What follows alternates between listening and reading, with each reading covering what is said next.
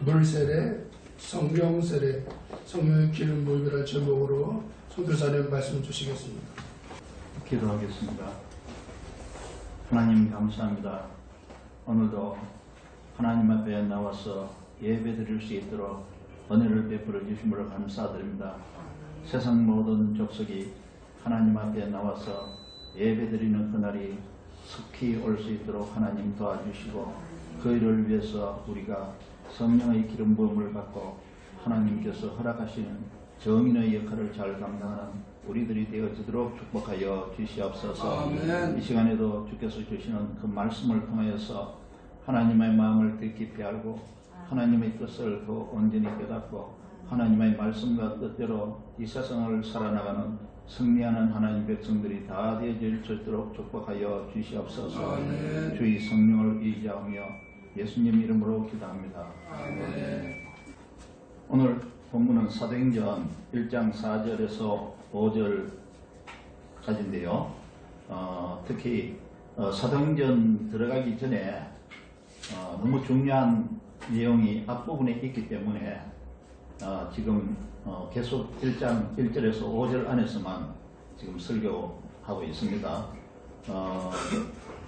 오늘 설교 제목은 물세례, 성령세례, 성령의 기름 부음이라는 제목으로 설교를 하는데요. 또 한편의 내용으로는 성령세례와 성령의 역할이 무엇인지 하는 것도 함께 같이 설명을 하도록 하겠습니다.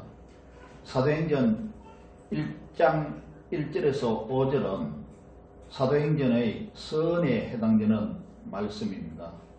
1절에서 5절은 예수님의 지상사역과 성령을 통한 교회사역의 연속관계를 설명하고 있습니다. 1절에서 5절과 8절까지 제가 한번 다시 읽어보겠습니다.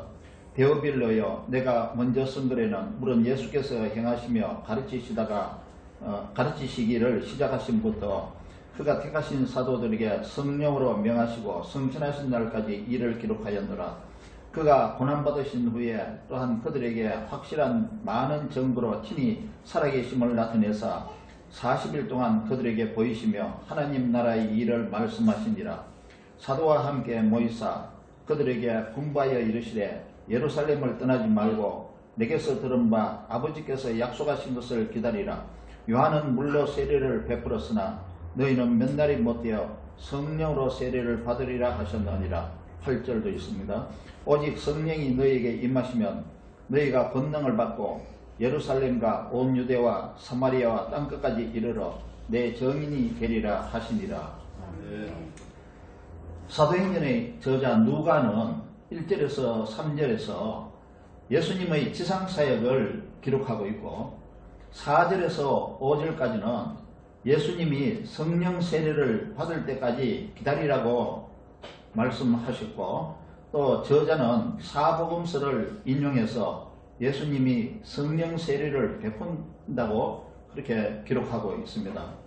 또 8절에서는 예수님은 성령이 임하시면 내 증인이 되리라고 말씀하셨는데, 성령은 구원과 교회 시작과 교회가 땅끝까지 확장되어가는 전체 내용과 연결되어 있습니다. 따라서 구원은 성령의 역사인데 죄인은 예수님을 믿음으로 구원을 얻는 것입니다. 어느 누구도 예외가 없습니다. 유대인도 마찬가지입니다. 그러므로 이제 유대인은 선택된 백성이라고만 말할 수는 없는 것입니다. 오직 믿음을 가진 자가 하나님으로부터 선택받은 하나님의 백성인 것입니다. 성령의 역할에 대해서 잠시 나눠보겠습니다.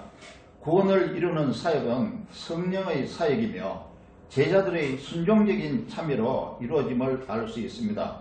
구원이 완성되는 것도 성령의 사역인데, 그러나 신자들이 끝까지 순종함으로 성취됨을 알 수 있습니다. 그래서 우리는 사도행전을 성령행전이라고도 말하는 것입니다. 사람을 창조하실 때 하나님은 사람에게 자유의지를 주셨는데요, 사람의 자유의지를 무시하지 않으시는 것이 하나님입니다. 사람은 자유의지로 하나님을 믿을 수도 있고 믿지 않을 수도 있습니다. 그러나 하나님은 강압적으로 사람을 믿음으로 순종하게 하는 것이 아닙니다. 성령을 보내주셔서 죄인을 가르치고 달래고 또 깨닫게 하시고 감동시켜서 믿게 하시는 것입니다. 그래서 죄인은 성령의 도움으로 믿게 되고 그 믿음으로 말미암아 성령을 선물로 받는 것입니다. 성령을 받은 성도는 성령의 도움을 통해서 말씀과 기도로 점점 성화되어 가는 것입니다. 성령께서는 성도 안에 내주하시면서 구원받은 자를 깨닫게 하시고 위로하고 격려하시면서 순종하는 믿음을 끝까지 지킬 수 있도록 도와주십니다. 성령은 하나님의 기쁘신 뜻을 사람을 통해 이루기 위해서 구원받은 자의 마음에 소원을 두고 행하게 하시는 것입니다. 성도는 성령의 도움으로 두렵고 떨리는 마음으로 구원을 끝까지 이루어가는 것입니다. 이것이 성화와 성도의 견인이라는 교리입니다. 성도는 성화되어 가고 끝까지 참음으로써 온전한 구원을 이루어가는 것입니다. 사람은 성령의 도우심으로 믿게 되고 믿음으로 칭의받고 구원받게 됩니다. 이것은 전적으로 하나님의 은혜이며 하나님의 선물입니다. 에베소서 2장 8절을 읽어봅시다. 에베소서 2장 8절 너희는 그 은혜에 의하여 믿음으로 말미암아 구원을 받았으니 이것은 너희에게서 난 것이 아니요 하나님의 선물이라. 로마서 3장 23절과 24절을 읽어봅시다. 로마서 3장 23절 모든 사람이 죄를 범하였음에 하나님의 영광에 이르지 못하더니 24절 그리스도 예수 안에 있는 속량으로 말미암아 하나님의 은혜로 값없이 의롭다함을 얻은 자 되었느니라. 성화와 끝까지 참음은 성령의 도우심과 성도의 노력으로 가능합니다. 그러나 이 모든 것을 가능하게 하시는 분은 오직 성령이십니다. 그래서 하나님께서는 모든 믿는 자에게 성령을 선물로 주시는 것입니다. 하나님은 실수하지 않으시고 실패하지 않으시는 분이기 때문에 성도는 궁극적으로 구원에 이르게 되는 것입니다. 로마서에서는 아무도 성도를 하나님의 사랑에서 끊을 수 없다고 말씀하고 있습니다.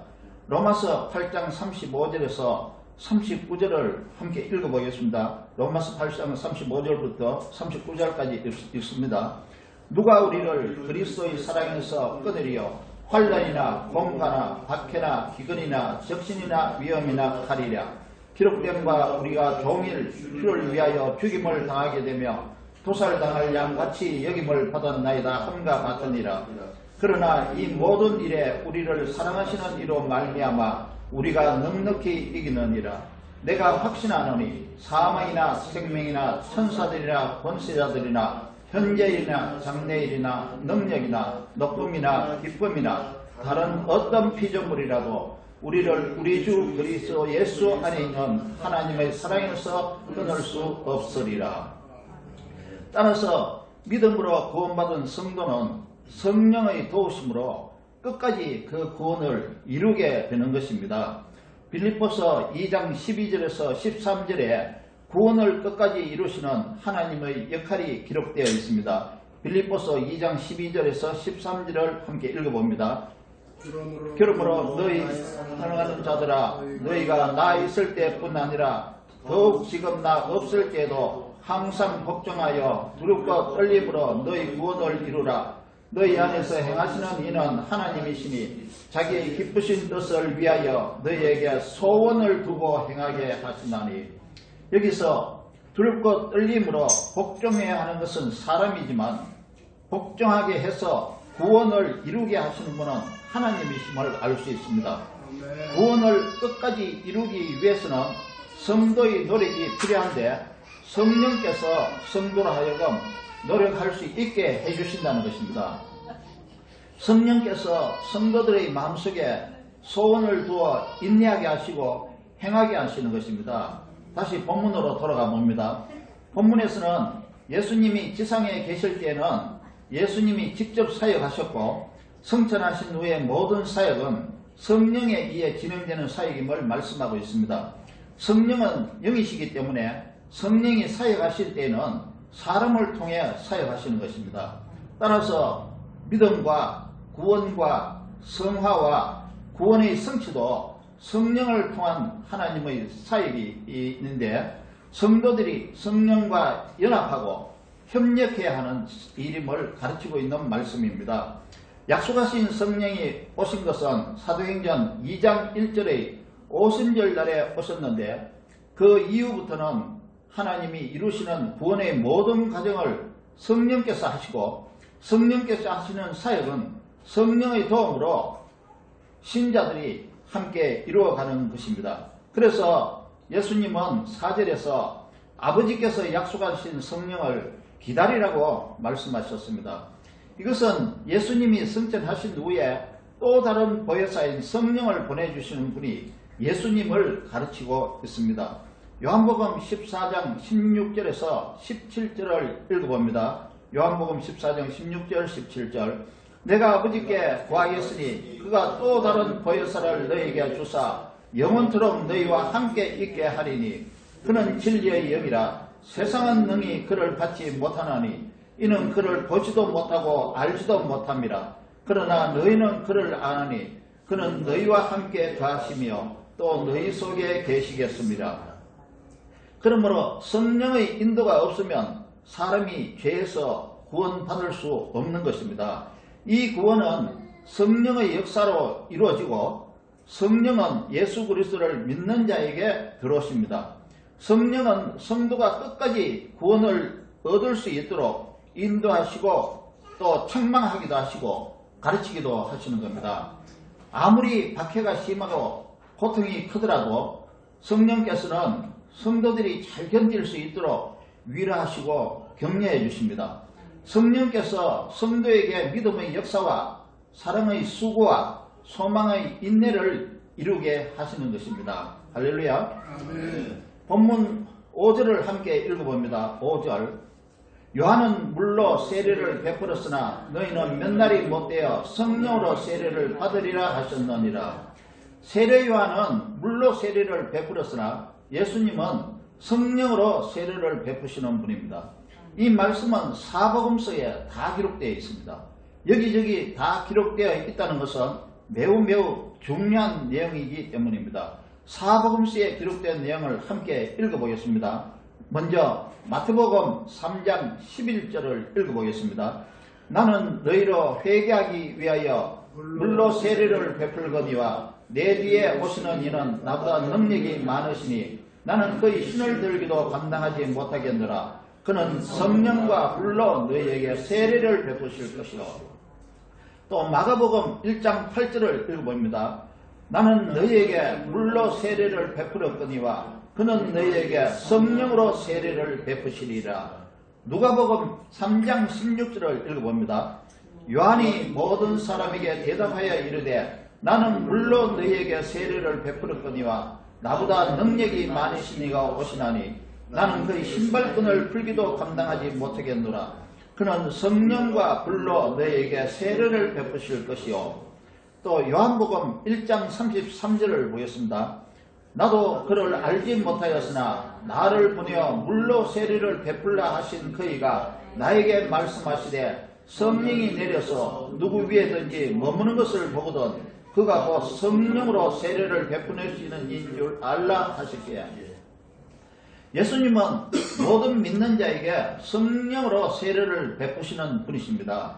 우리가 예수님을 믿었으니 예수님은 우리 믿음을 성령으로 책임져 주실 것입니다. 할렐루야. 아멘. 그러면 요한의 물세례와 예수님의 성령 세례의 차이는 무엇인지 알아보겠습니다. 요한의 물세례. 요한은 회개하기 위해서 물로 세례를 베풀었습니다. 요한이 물로 세례를 베푼 이유는 회개하게 하기 위해서였습니다. 마태복음 3장 11절의 앞부분을 다시 읽어봅니다. 나는 너희로 회개하게 하기 위하여 물로 세례를 베풀거니와. 요한의 물세례는 회개하여 죄를 씻는 모양의 외적인 의식이었습니다. 죄는 물로 씻는 것이 아니라 회개하고 그리스도를 믿음으로 죄를 씻는 것입니다. 요한의 물세례는 예수 그리스도를 믿는 믿음이 빠진 세례입니다. 따라서 믿음이 없는 회개로는 죄 씻음을 받거나 구원을 받지 못한다는 것입니다. 예수님의 성령 세례에 대해서 보겠습니다. 예수님의 성령 세례는 내적으로 회개하고 믿음으로 죄 용서받고 구원받게 하는 하나님의 초월적인 역사입니다.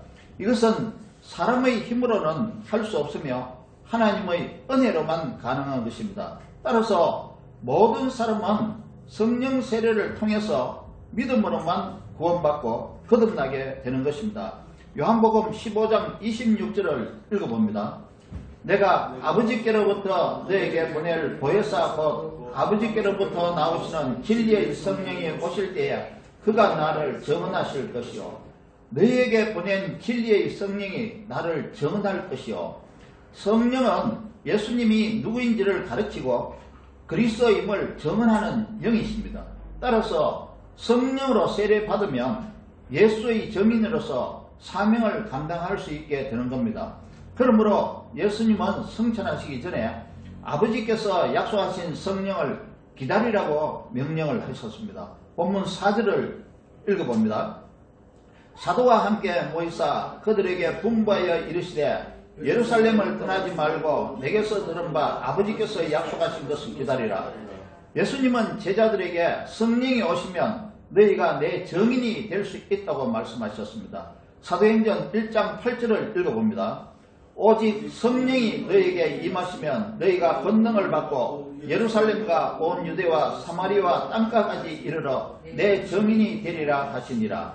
성령으로 세례를 받기 전에 제자들의 모습은 어떤 모습이었습니까? 제자들의 모습은 다음과 같습니다. 첫째, 성령 세례를 받기 전에 제자들은 예수님을 이스라엘 나라를 구원할 정치적인 메시아로 생각했습니다. 두 번째, 수제자 베드로는 예수님으로부터 사탄이라고 책망받기까지 할 정도였습니다. 세 번째, 도마는 자신이 직접 보고 만져본 후에 부활하신 주님을 인정하겠다고 말했습니다. 그러나 성령으로 세례를 받은 후에 제자들은 완전히 변화되었습니다. 제자들은 성령의 능력을 받고 성령을 힘입어서 온갖 핍박에도 불구하고 담대한 복음 전파자가 되었던 것입니다. 구약시대 선지자가 예언한 성령 세례의 약속이 있습니다. 구약시대에 하나님은 선지자를 통해서 성령 세례를 약속하셨습니다. 에스겔서 36장 26절과 27절을 읽어봅니다. 또 새 영을 너희 속에 두고 새 마음을 너희에게 주되 너희 육신에서 굳은 마음을 제거하고 부드러운 마음을 줄 것이며 또 내 영을 너희 속에 두어 너희로 내 율례를 행하게 하리니 너희가 내 규례를 지켜 행할지라. 새 영을 너희 속에 두고 내 영을 너희 속에 두어 이렇게 예언을 했습니다. 요엘서 2장 28절 후반부를 읽어봅니다. 그 후에 내가 내 영을 만민에게 부어주리니. 예수님은 성령을 아버지께서 약속하신 것이라고 말씀하셨습니다. 누가복음 24장 49절에 그렇게 말씀하셨죠. 볼지어다 내가 내 아버지께서 약속하신 것을 너에게 보내리니 너희는 위로부터 능력으로 입혀질 때까지 이 성에 머물라 하시니라. 사도행전 1장 4절에도 말씀하셨죠. 사도와 함께 모이사 그들에게 분부하여 이르시되 예루살렘을 떠나지 말고 내게서 들은 바 아버지께서 약속하신 것을 기다리라. 오순절 성령 강림 전에는 믿는 자에게 성령이 내주하시지 않았습니다. 그러므로 제자들은 정치적인 메시아를 찾았고 믿음도 약했고 능력도 없었습니다.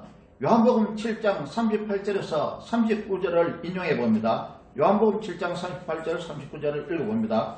나를 믿는 자는 성경에 이른 바 같이 그 업에서 생수의 강이 흘러나오리라 하시니 이는 그를 믿는 자들이 받을 성령을 가리켜 말씀하신 것이라. 예수께서 아직 영광을 받지 않으셨으므로 성령이 아직 그들에게 계시지 아니하시느니라. 아버지께서 약속하신 성령 세례는 오순절 성령 강림을 통해서 성취되었습니다. 사도행전 2장 1절에서 4절을 읽어봅니다.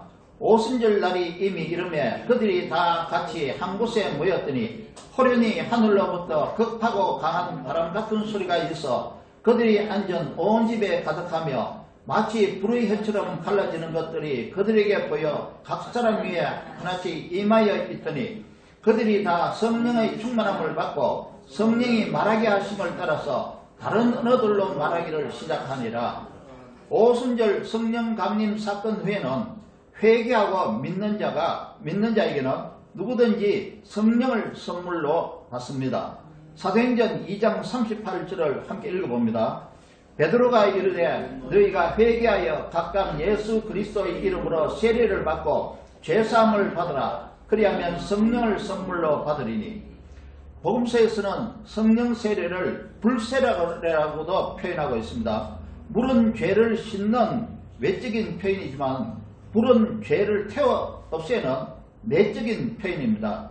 불은 죄를 용서받지 못한 자를 심판하는 상징적인 의미도 포함하고 있습니다. 마태복음 3장 11절과 누가복음 3장 16절 다시 읽어봅니다. 마태복음 3장 11절 나는 너희로 회개하게 하기 위하여 물로 세례를 베풀겠느냐 내 뒤에 오시는 이는 나보다 능력이 많으시니 나는 그의 신을 들기도 감당하지 못하겠노라. 그는 성령과 불로 너희에게 세례를 베풀 것이요.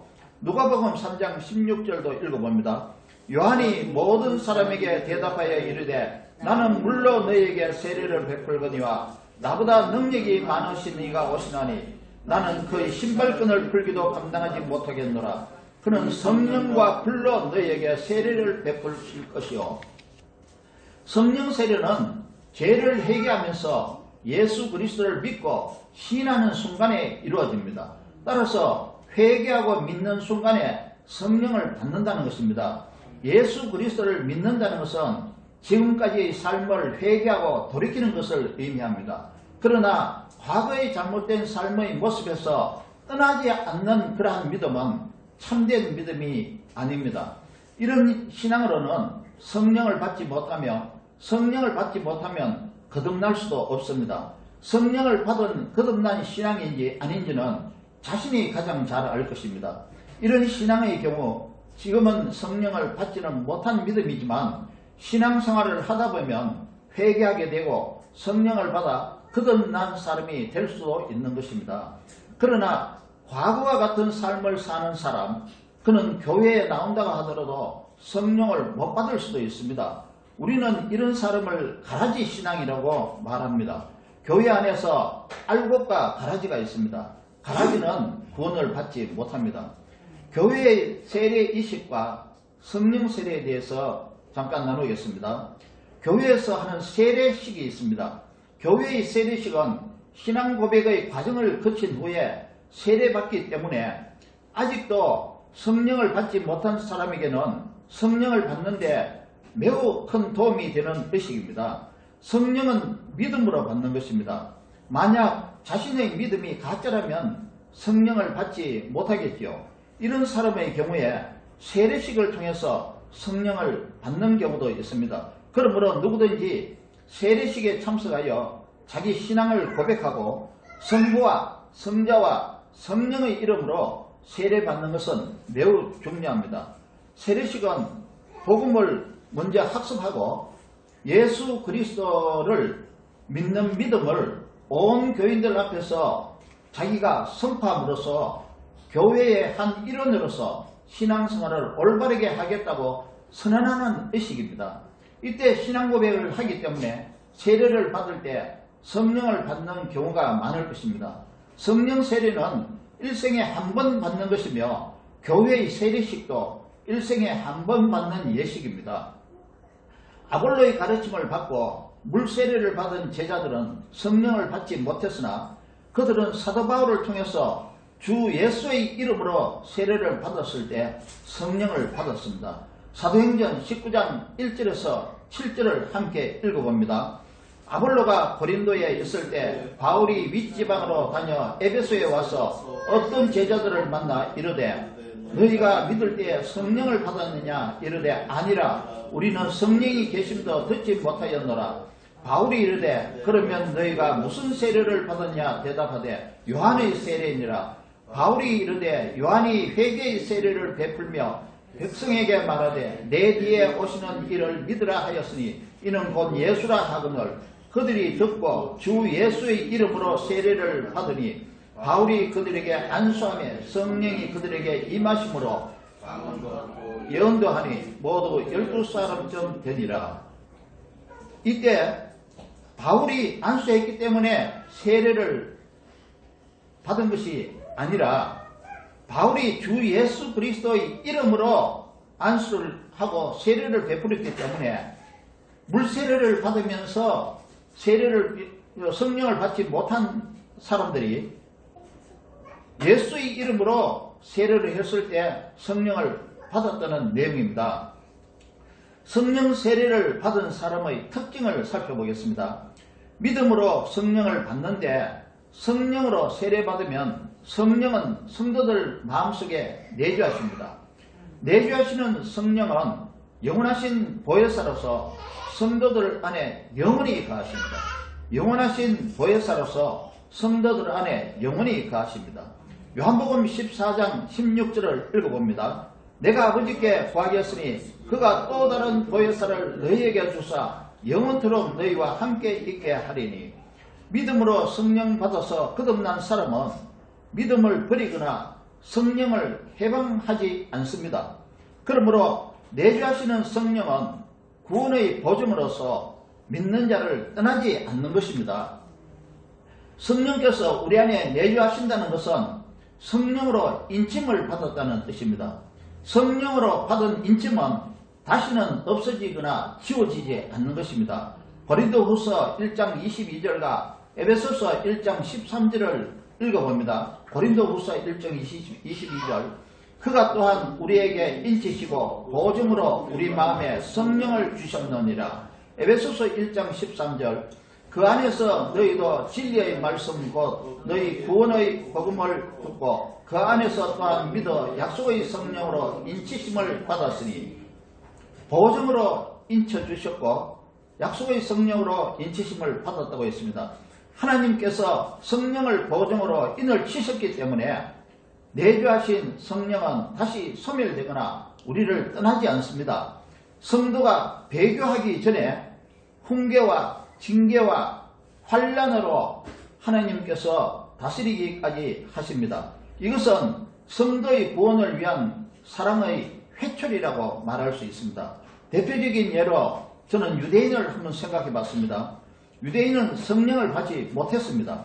그러나 하나님의 선택을 받았던 족속이면 틀림없습니다. 유대인도 예수 그리스도를 믿음으로 성령을 받아야 하나님의 자녀가 되는 것입니다. 우리는 이스라엘에 대한 하나님의 뜻을 다 알 수는 없지만 유대인들이 겪고 있는 모든 환난은 이런 징계의 회초리 과정일지도 모릅니다. 이제 돌아오라고 말씀하시는 사랑의 회초리로 여겨지는 것입니다. 그러나 유대인은 교만하고 완악하여서 쉽게 돌아오지 않을 것입니다. 그들은 주님의 재림을 볼 때 그때 비로소 돌아올지도 모를 것입니다. 그러나 유대인은 남은 자만 돌아와서 구원을 받게 될 것입니다. 요엘서 2장 32절 그 마지막 절을 보면은 남은 자만 돌아온다고 되어 있습니다.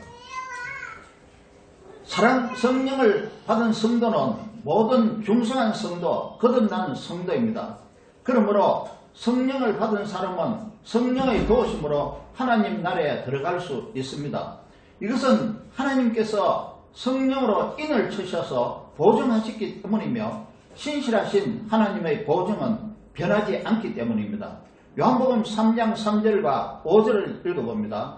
예수께서 대답하여 이르시되 진실로 진실로 내게 이르노니 사람이 거듭나지 아니하면 하나님의 나라를 볼 수 없느니라. 예수께서 대답하시되 진실로 진실로 내게 이르노니 사람이 물과 성령으로 나지 아니하면 하나님의 나라에 들어갈 수 없느니라. 성령을 받은 사람은 모두 하나님의 아들입니다.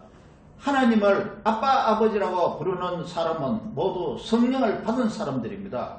로마서 8장 14절과 갈라디아서 4장 16절을 읽어봅니다. 로마서 8장 14절 15절 무릇 하나님의 영으로 인도함을 받는 사람은 곧 하나님의 아들이라. 너희는 다시 무수하는 종의 영을 받지 아니하고 양자의 영을 받았으므로 우리가 아빠 아버지라고 부르짖느니라. 갈라디아서 4장 6절을 읽어봅니다. 너희가 아들이 이름으로 하나님이 그 아들의 영을 우리 마음 가운데 보내사 아빠 아버지라 부르게 하셨느니라. 타락한 본성을 가진 죄인은 그리스도를 주라고 고백할 수 없습니다. 예수를 주라고 시인하는 자는 모두 성령으로 세례를 받은 자입니다. 고린도전서 12장 3절과 마태복음 16장 16절에서 17절을 읽어봅니다. 고린도전서 12장 3절 그러므로 내가 너에게 알리노니 하나님의 영으로 말하는 자는 누구든지 예수를 저주할 자라 하지 아니하고 또 성령으로 아니하고는 누구든지 예수를 주시라 할 수 없느니라. 마태복음 16장 16절도 읽어봅니다. 16장과 17절입니다. 시몬 베드로가 대답하여 이르되 주는 그리스도시요 살아계신 하나님의 아들이시니이다. 예수께서 대답하여 이르시되 바요나 시몬아 네가 복이 있도다. 이를 내게 알게 한 이는 혈육이 아니요 하늘에 계신 내 아버지시니라. 성령 세례는 삼일체 하나님의 협력하에 믿는 자에게 보내지는 것입니다. 요한복음 14장 16절과 26절을 읽어보겠습니다. 요한복음 14장 16절 내가 아버지께 구하겠으니 그가 또 다른 보혜사를 너희에게 주사 영원토록 너희와 함께 있게 하리니. 26절 보혜사 곧 아버지께서 내 이름으로 보내실 성령 그가 너희에게 모든 것을 가르치고 내가 너희에게 말한 것을 생각나게 하리라. 여기서 아버지께 구했다는 말이 있고요. 그러니까 아버지께 보내주신 것이고 아들이신 예수님이 아버지께 구해서 보내주신 것이고 성령은 오신 것입니다. 성령 세례는 구원을 위한 필수적인 요소입니다. 성령 없이는 구원받지 못하는 것입니다. 성령 세례는 대속해 주신 예수 그리스도를 믿는 모든 성도에게 약속하신 것입니다. 성경 세 구절을 찾아봅니다. 요한복음 7장 38절 39절 다시 읽어봅니다.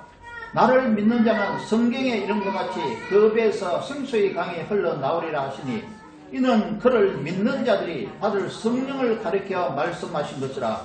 예수께서 아직 영광을 받지 아니하셨으므로 성령이 아직 그들에게 계시지 아니하시더라. 사도행전 10장 44절을 읽어봅니다.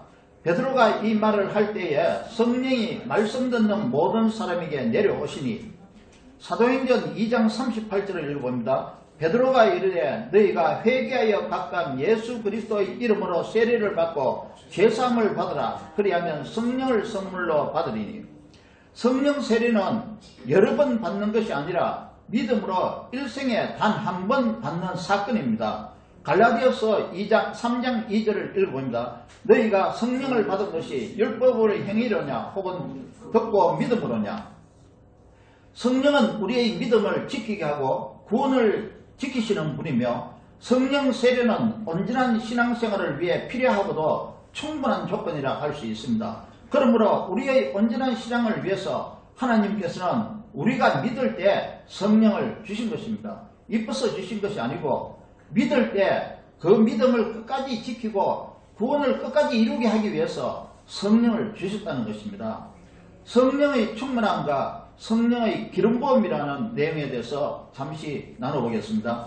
성령 세례를 지금까지 말씀드렸죠. 성령 충만함, 성령 기름부음, 성령 세례 이 세 가지는 연결해서 이해할 필요가 있습니다. 서로 다르지만 연결해서 이해할 필요가 있다는 것입니다. 성령 세례는요, 예수 그리스도를 믿는 자에게는 성령을 주셔서 성령님은 믿는 자 안에 내주하십니다. 이것이 성령 세례이며 성령 세례는 일생에 단 한 번밖에 없는 사건입니다. 성령의 기름부음, 성령의 기름부음은 성령의 내적인 기름부음과 외적인 기름부음으로 나눌 수 있습니다. 성령의 내적인 기름부음은 성령 충만함을 말합니다. 성령 충만함은 말씀과 기도와 날마다 자신을 쳐서 복종시킴으로 가능하며 이것은 성령의 열매를 맺는 삶을 살 수 있게 하는 것입니다. 그러나 성령의 외적인 기름부음은 하나님께서 맡기신 사역을 위해서 필요한 기름부음입니다. 그러니까 성령의 내적인 기름부음은 그 삶을 온전하게 살게 하기 위해서 하나님께서 기름부음을 주시는 거고, 외적인 기름부음은 하나님의 사역을 위해서 그 사역을 바르게 할 수 있게 하기 위해서 하나님께서 기름 부어 주시는 겁니다. 성령의 기름 부음이라는 용어가 성경에서 49번 기록되어 있습니다. 구약 성경에서 45번 기록되어 있고요. 신약 성경에서는 2번 기록되어 있으면서 예수님의 성령 기름 부음까지 합하면 4번입니다. 신약 성경에서 기름 부음을 나눠보겠습니다. 신약 성경에서 기름 부음은 성령 자신을 의미하기도 하고, 성령이 주시는 지혜와 지식과 명철과 지략과 분별력과 통찰력 등을 의미합니다. 또 사역을 위해서 성령이 주시는 각양의 은사와 능력을 의미하는 경우도 있습니다. 요한일서 2장 27절과 요한일서 2장 20절을 읽어봅니다. 요한일서 2장 27절. 너희는 주께 받은 바 기름 부음이 너희 안에 거하나니 아무도 너희를 가르칠 필요가 없고 오직 그의 기름 부음이 모든 것을 너희에게 가르치며 또 참되고 거짓이 없으니 너희를 가르치신 그대로 주 안에 거하라. 기름 부음이 우리 안에 거하면서 우리를 가르친다고 말씀하고 있습니다. 그러면 이 기름 부음은 성령이라고 볼 수 있는 것입니다. 요한일서 2장 20절 읽어봅니다. 너희는 거룩하신 자에게서 기름 부음을 받고 모든 것을 아느니라. 그 기름 부음은 하나님으로부터 받는 기름 부음인데, 이 기름 부음을 받으면 모든 것을 알 수 있다는 그 말씀입니다. 그러면 이 기름 부음도 성령이라고 생각할 수 있고, 이 기름 부음은 성령이 주시는 지혜와 명철과 총명과 재능과 지략과 분별력과 통찰력 같은 그런 것으로 이렇게 이해를 할 수 있습니다. 기름 부음은 또 사역을 위해서 주는 성령의 능력과 각양 은사를 말하기도 합니다. 누가복음 4장 18절을 읽어봅니다. 누가복음 4장 18절. 주의 성령이 내게 임하셨으니 이는 가난한 자에게 복음을 전하게 하시려고 내게 기름을 부으시고 나를 보내사 포로된 자에게 자유를, 눈먼 자에게 다시 보게 함을 전파하며 눌린 자를 자유롭게 하고, 이 기름 부음은 복음을 전하게 하시려고 기름 부었다고 했으니까 이게 복음을 전할 수 있는 그런 성령의 능력과 성령의 은사를 말할 수도 있습니다. 예수님이 받은 기름 부음은 성령을 말하는 것이 아니겠죠. 예수님은 이미 성령의 충만하고 그리고 채워지신 분이기 때문에 이 기름 부음은 복음을 전하는 데 필요한 모든 능력을 말하는 것으로 생각합니다. 구약 성경에서 기름 부음에 대해 말하겠습니다. 구약 성경에서 기름 부음은 사역자가 사역할 수 있도록 기름 부음이 주어집니다. 이 기름 부음은 위로부터 주어지는 것이며 성령의 각양 은사와 능력과 지혜와 통찰력뿐 아니라 열정도 포함됩니다. 구약 성경에서 기름 부음은 왕, 제사장, 선지자에게만 주어졌습니다. 하나님의 뜻을 이루기 위해서 왕과 제사장과 선지자에게 기름을 부어주신 것입니다. 그러나 위임받은 일을 수행하지 못했을 때는 하나님께서는 기름 부으심을 거두어 가신 경우도 있습니다. 이스라엘의 초대왕 사울이 그 대표적인 사례입니다. 선지자의 경우에 어떤 목적을 위해서 일시적으로 기름 부으신 경우가 많은데, 선지자가 그 위임된 일을 마치면 하나님께서는 기름 부으심을 거두어 가셨습니다. 그 사례로 아모스 선지자가 있습니다. 아모스 선지자는 원래 하는 일이 목자였습니다. 목자가 어느 날 갑자기 하나님의 기름 부음을 받고 예언을 하고 선지자 역할을 한 것입니다. 그리고 그 선지 역할을 다 했을 때 아모스는 다시 목자로 돌아간 것입니다. 기름 부음을 받는 방법에 대해서 잠시 알아보겠습니다. 사역을 위한 기름 부음은 기도로 얻어집니다. 사역을 함으로써 또 기름 부음은 계속 증가하는 것입니다. 사역을 위해 받는 기름 부음은 단회적이 아니며 여러 번 반복해서 받는 기름 부음입니다. 우리에게 내주하시는 성령을 받는 것은 믿음으로 받으며 그것은 일생에 단 한 번뿐이지만 하나님의 일을 효과적으로 수행하기 위해서는 기름 부음을 계속 받을 필요가 있습니다. 이 기름 부음은 지혜, 총명, 재능, 지략, 분별력, 통찰력이며 또 맡겨진 사역을 위해 필요한 각양의 은사와 능력과 열정이라고 볼 수 있습니다. 우리는 말씀과 기도로 기름 부음을 받을 수 있으며 또 사역을 반복 수행함으로써 기름 부음을 배가시키고 증가시킬 수 있습니다. 그러므로 믿음으로 성령 세례를 받는 자라 하더라도 하나님의 일을 잘 수행하지 못하는 것은 은사와 능력과 열정의 기름 부음이 없기 때문입니다. 예를 들어서 우리가 복음을 전하지 못하는 것을 생각해보면 이해할 수 있을 것입니다. 이건 목회자도 마찬가지입니다. 목회자에게 기름 부음이 부족하면 목회를 잘 할 수 없을 것입니다. 이해를 돕기 위해서 저를 예로 들어서 한번 생각해 봤습니다. 저는 목사이지만 목회자가 아니고 복음을 전하는 선교사로 부름을 받은 사람입니다. 나는 목회를 잘하기 위해서 기름 부음을 위해 한 번도 기도해 본 적이 없습니다. 그래서 나는 목회를 위한 기름 부음이 저에게는 없는 사람입니다. 그러나 나는 복음을 전하는 선교사로서 성령의 기름 부음을 위해 기도를 많이 하고 있습니다. 복음을 위한 열망과 기도로 말미암아서 성령께서는 나에게 복음을 깨닫게 하시고 성령께서는 복음에 대해서는 보통 사람들보다는 더 잘 정리할 수 있게 해주시고 복음을 더 잘 선포할 수 있게 해주셨습니다. 또 나는 목사로서 설교는 잘하지 못하지만 복음을 선포하는 설교는 주저함 없이 하고 있습니다. 나는 말을 영어로 잘할 줄 모르는데도 영어로 복음을 선포할 수 있는 담대함도 얻었습니다. 이런 사역들은 처음에는 많이 부족했죠. 그래도 자꾸 하니까 지혜와 능력이 배가 되고 증가되는 것을 느낄 수 있었습니다. 그러니까 은사와 능력은 사용하면 사용할수록 자꾸 증가되는 것입니다. 지금 저는 사역을 위한 외적인 기름 부음을 설명하고 있는 겁니다. 이것은 교회 안에서 성도들이 맡은 직분도 마찬가지입니다. 믿음과 말씀과 기도와 또 반복 수행함으로 기름 부음이 증가되는 것입니다. 이것이 우리가 하나님의 일을 잘 감당하기 위해 기름 부음을 받는 방법입니다. 우리가 믿음으로 받는 성령 세례는 일생에 단 한 번뿐입니다. 일생에 단 한 번뿐이라는 말은 두 번, 세 번 자꾸 받을 필요가 없다는 뜻입니다. 그러나 기름 부음은 말씀과 기도와 실행함으로써 계속 증가가 되는 것입니다. 지금까지 내적인 기름 부음과 외적인 기름 부음을 제가 설명했습니다. 내적인 기름 부음은 성령의 충만함과 같은 말인데 이 기름 부음은 말씀과 기도와 순종함으로 증가해 가는 것입니다. 그런데 기도와 순종은 말씀을 따라서 해야 합니다.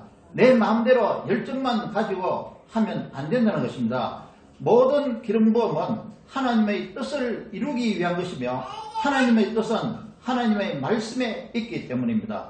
특히 내적인 기름 부음이 말씀으로 기초가 잘 되어 있을 때 외적인 기름 부음 즉 능력과 은사를 사역에 바르게 적용할 수 있는 것입니다. 성령 충만함 없이 능력과 은사만 가지고 사역하면 하나님의 일을 망칠 수도 있습니다. 성령 충만함을 위해 노력하지 않고 외적인 능력과 은사만을 추구하면 안 된다는 뜻입니다.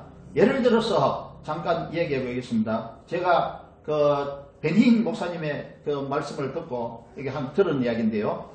병을 고치고 기적을 행하여 많은 사람이 좋아하고 추종하는 유명한 사역자가 간음 행위를 하더라는 것입니다. 그런 성령의 충만함과 그런 내적인 기름 부음이 바탕이 되지 않는 그 능력 받고 은사 받고 하는 그런 외적인 기름 부음만 받으면 문제를 발생시킬 수 있다는 것입니다. 또 우리가 많이 본 것이죠. 50년대, 60년대, 70년대에 부흥사 이야기가 있습니다. 부흥사들은 하얀 양복을 입고 그걸 백바지라고 하죠. 백바지, 화이트. 하얀 양말과 하얀 신발을 신고 하얀 모자를 쓰고 멋진 듯이 보이는 모습을 하고 오만하고 뻣뻣하게 모양내고 다니는 부흥사도 있었습니다. 또 입만 벌리면 욕을 해대는 유명한 부흥사도 있었습니다. 그런데도 그의 인기는 자꾸 많아지는 경우도 있었습니다. 이런 사람은 하나님께서 위임하신 일을 망치는 사역자입니다. 이것은 내적인 기름부음을 위해서 노력하지 않고 외적인 기름부음만을 위해서 힘쓰고 있었기 때문입니다. 외적인 기름부음을 받고 성령과 능력과 은사를 가진 자는 성령 충만한 자이어야 합니다. 성령의 9가지 열매를 맺는 사역자이어야 하고 거룩하고 진실하고 참되고 겸손한 사역자이어야 합니다. 지금까지 성령 세례와 성령의 기름 부음에 대해서 말씀을 함께 나누어 봤습니다. 우리는 성령 세례와 성령 충만함과 성령의 기름 부음에 대한 용어를 구별해서 이해하는 것이 좋습니다. 우리는 모두 이미 믿을 때부터 성령을 받은 사람인데 지금도 여전히 주여 성령 주시옵소서라고 기도한다면 이건 넌센스입니다. 오히려 성령의 능력과 은사를 다하여 주시옵소서, 성령의 기름 부음을 다하여 주시옵소서라고 기도하는 편이 좋을 것입니다. 이제 말씀을 맺어봅니다. 우리는 지금 사도행전을 본문으로 말씀을 듣고 있습니다. 사도행전 1장 1절에서 8절까지와 2장 1절에서 4절까지는 성령에 대해 말씀하고 있습니다. 왜 사도행전의 첫 머리말부터 성령에 대해서 말씀하고 있는 것입니까? 그것은 성령이 하나님의 나라를 세워가는데 너무나도 중요하기 때문입니다. 성령 없이는 복음을 전할 수도 없고 성령 없이는 복음을 믿을 수도 없고 성령 없이는 믿음을 지킬 수도 없고 성령 없는 믿음으로는 죄 씻음을 받을 수도 없고 성령 없이는 교회에도 있을 수 없고 성령에 의하지 않고는 기도할 수도 없고 성령의 기름 부음이 없이는 예수님의 증인이 될 수 없기 때문입니다. 사도행전은 성령에 의해 복음을 전하고 믿음을 지키게 하고 교회를 세우고 사역자를 세우고 땅끝까지 복음이 전언되는 과정을 기록한 책입니다. 사도행전 1장 8절에서 예수님은 땅끝까지 내 증인이 되라고 말씀하고 계시는데 누가는 로마까지 복음을 전한 내용만 사도행전에 기록하고 있습니다. 로마가 땅끝이 아니지 않습니까? 그러면 땅끝까지는 누가 가며 온 세상에 복음을 전하는 것은 누가 전해야 합니까? 사도행전 28장이 끝인데요. 앞으로 사도행전 29장을 주님이 다시 오실 때까지 계속 써내려가야 하지 않겠습니까? 왜냐하면 예수님은 세상 모든 족속에게 복음이 전거되면 다시 오신다고 말씀했기 때문입니다. 마태복음 24장 14절을 읽어봅니다. 마태복음 24장 14절 이 천국 복음이 모든 민족에 전언되기 위하여 온 세상에 전파되리니 그제야 끝이 오리라. 유대인이든 이방인이든 종이든 자유자이든 천국 복음이 온 세상에 전파되면 그제야 예수님이 재림하시고 세상 끝날이 오고 하나님의 나라가 완성될 것입니다. 다시 사도행전 1장 8절로 돌아가 봅니다. 사도행전 1장 8절 오직 성령이 너희에게 임하시면 너희가 권능을 받고 예루살렘과 온 유대와 사마리아와 땅끝까지 이르러 내 증인이 되리라 하시니라. 우리는 믿음으로 이미 성령을 받았고 하나님께 예배하는 복을 받은 하나님의 자녀입니다. 하나님께서 아브라함에게 주신 사명, 즉 세상 모든 족속이 복을 받게 하는 사명을 우리가 감당해야 됩니다. 아브라함에게 주신 사명, 이 사명이 창세기 12장 3절에 기록되어 있는데요. 세상 모든 족속이 복을 받게 하는 사명입니다. 세상 모든 족속이 복을 받기 위해서는 먼저 구원을 받아야 된다는 것입니다. 하나님의 복을 받으려면 구원을 받아야 하나님의 복을 받을 수 있는 겁니다. 그런데 아브라함은 그것을 못했습니다. 이삭도 못했습니다. 야곱도 못했습니다. 온 이스라엘도 못했습니다. 그렇기 때문에 하나님께서는 이방인 우리를 통하여서 복음 전달자를 세우고 세상 모든 사람이 복을 받도록 하는 하나님께 온전한 예배를 드리는 그 복을 받도록 하는 그것을 위해서 우리를 하여금 복음 전달자로 세우시고 성령을 부어주셔서 사역을 시키시는 것입니다. 아멘. 그래서 우리는 성령을 받은 사람이며 성령의 기름 부음을 앞으로 계속 받아야 될 사람입니다. 아멘. 이제 우리는 성령의 외적인 기름 부음을 구하여서 은사와 능력을 받아서 세상 모든 민족, 세상 모든 사람이 하나님께 예배하는 복을 받도록 예수 그리스도를 정언하는 증인이 되는 저와 여러분이 되기를 우리 주 예수 그리스도의 이름으로 축원합니다. 아멘. 우리 찬양을 힘차게 한번 불러봅시다. 물이 받았던 분 같이.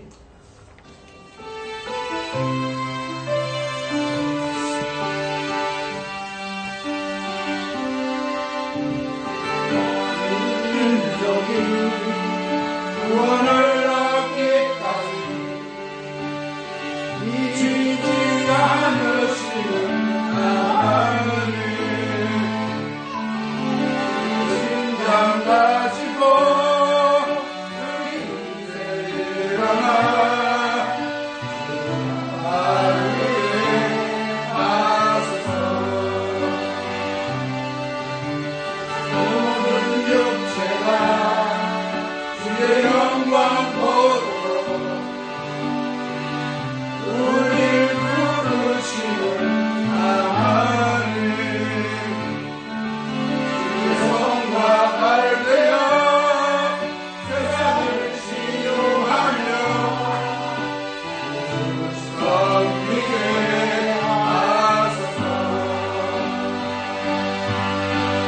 우리 바다 덮음같이 여호와의 영광을 인정하는 것이 온 세상 가득하리라. 우리 바다 덮음같이 우리 바다 덮음같이 우리 바다 덮음같이 오리라. 그 아래 주의 영광 가득한 세상 우리를 웃게 되게 온 세상을 승리의 항상 우리 바다 덮음같이 여호와의 영광을 인정하는 것이 온 세상 가득하리라. 우리 바다 덮음같이 우리 바다 덮음같이 우리 바다 덮음같이. 예, 기도하겠습니다. 하나님 아버지 감사합니다.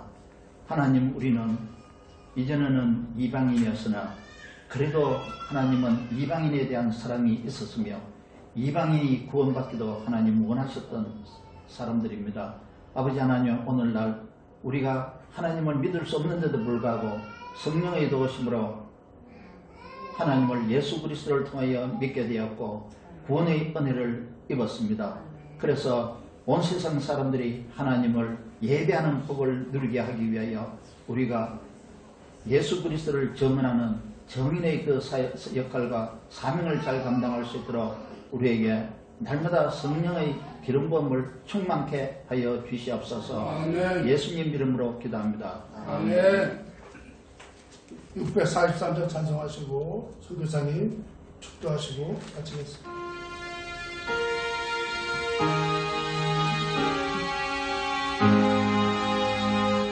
아멘.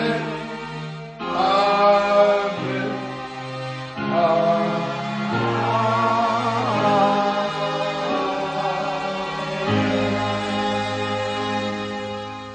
이제는 우리 주 예수 그리스도의 은혜와 우리 아버지 하나님의 무한하시고 극진하신 사랑하심과 성령님의 내주하시고 함께하시고 인도하시는 예수 그리스도의 그 복음을 전하기로 마음을 소원하며 성령의 기름 부음 받기를 마음으로 원하는 모든 성도들 머리에 위와 그리고 교회 위와 그리고 가정과 가족들과 그리고 자녀들과 그리고 사업장에 이제로부터 영원토록 함께 하시기를 간절히 축원하옵나이다. 아멘.